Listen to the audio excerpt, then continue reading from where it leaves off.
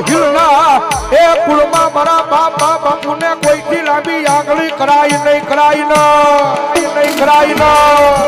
એ મારો મુનિયો કાઢો છો પણ જગત માથે હું બાપુ કાઢો નથી પણ મારો મુનિયો દુનિયાની મારી પાસે ભલામણા વિયો જાય